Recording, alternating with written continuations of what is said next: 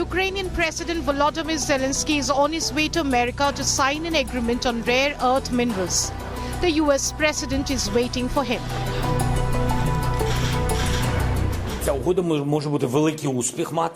This deal could be a great success or it could pass quietly, and the big success depends on our conversation with President Trump. President Zelensky is going to be coming on Friday. That's now confirmed, and we're going to be signing an agreement, which will be a very big agreement. And I want to thank Howard and Scott for the job you guys did in putting it together. Really did an amazing job. And that'll be on rare earth and other things. Ukraine floated the idea of opening its critical minerals to investment by allies last autumn. This was part of a victory plan that sought to put it in the strongest position for talks and force Moscow to the table. Zelensky said less than 20% of Ukraine's mineral resources, including about half its rare earth deposits, were under Russian occupation.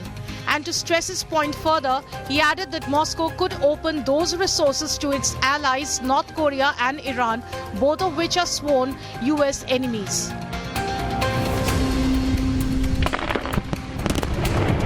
Most of the titanium deposits were marked in northwestern Ukraine, far from the fighting.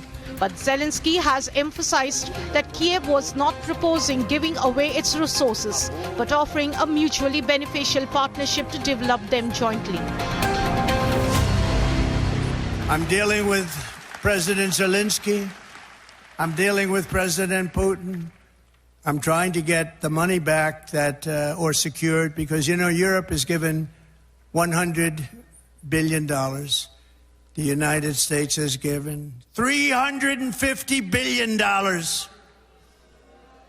because we had a stupid, incompetent president and administration. 350.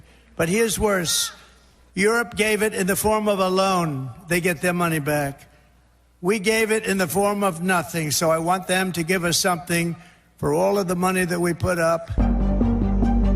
In the backdrop of this much-awaited meeting between the two presidents of Ukraine and America, diplomatic delegations of US and Russia met for the second time in Istanbul to chalk out a roadmap for the possible peace deal. First contacts with the new US administration give certain hopes. There is mutual determination to work restoration of relations between two countries. The US has already indicated that security guarantees for Ukraine will mainly be made by Europe, not the United States. But Ukraine wants US security guarantees. Kiev views it as vital for its war against the Russian invasion. Mr. President, on Ukraine, can you talk a little bit about what type of security guarantees you're willing to make?